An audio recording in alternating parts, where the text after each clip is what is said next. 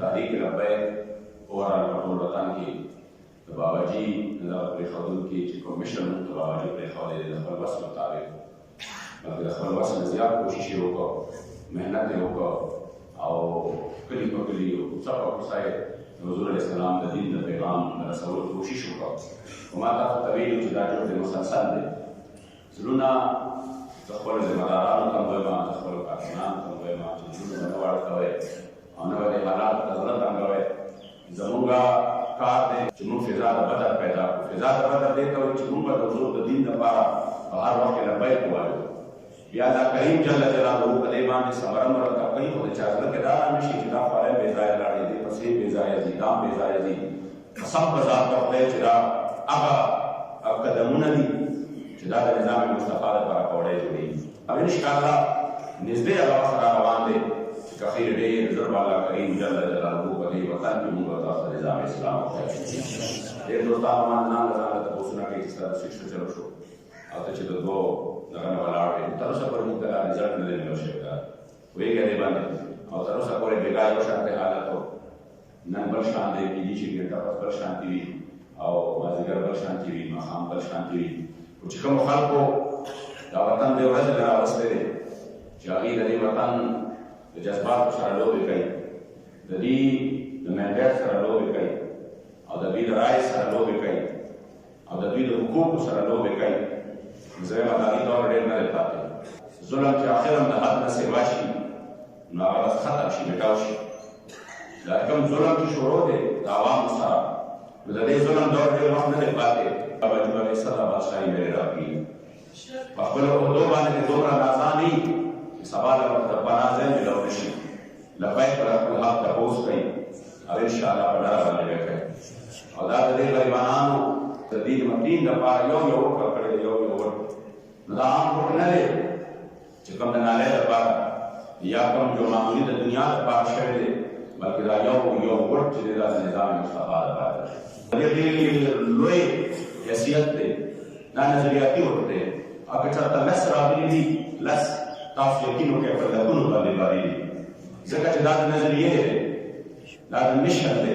دا د حضور علیه السلام د دین لپاره دی او دا هغه چا کړی دی چې څوک به تر قیامته فخر کوي چې زما رایې د حضور د دین د دشمنانو سره نه ده زما د جانان د دین د وفادارو سره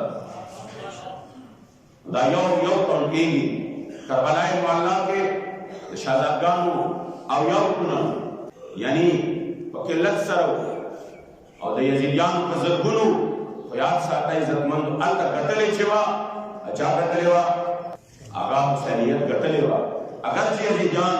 تعداد کې پسې وه تر قیامته پورې هغه د ذلت سره مخامخ دي تاسو یقین وکړئ چې چا د حسیني مشن سات ورکړی دی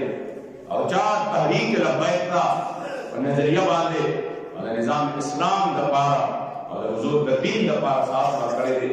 انشاءالله دا رسوایه به کرم الله بېځایه نبودي کړی ورځ را روانه ده په دې وطن باندې الله کریم جل جلاله د حضور علیه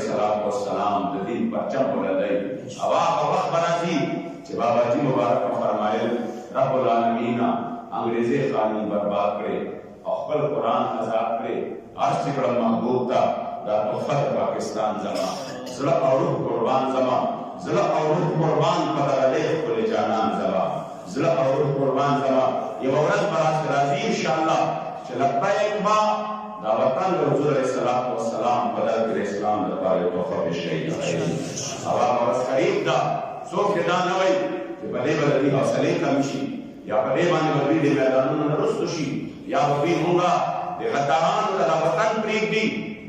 چې مونږ څنګه غواړو چې د اسلام مخې ونیسو لبیک که د پارلمنټ نه بهر وي د اسلام دفاع وکړئ د حضور د عزت دفاع وکړئ د حضور د ناموس دفاع وکړئ او انشاءالله که پارلمنټ کې دننه هم د حضور د عزت او د ناموس دفاع وکړئ د دې کار صرف او صرف دغه دی چې دوی به په دې وطن کې د نظام اسلام لپاره انشاءالله ماحول برابروي او د دې عوامو ذهن به یوه ورځ راشي که خیر چې الله کریم جل جلاله د دې طرف ته راواړوي او هغه خلک چې هغه په نورو څیزونو کې د دې وطن د فلاح خوبونه ویني هغوی ته به اخره کې دا یقین وشي چې بل یو طرف ته رڼا نشته علاوه د دې نه چې موږ د مدینې منورې د جانان مبارک د دین سره ودرېږو. نو زه د ویډیو په ذریعه باندې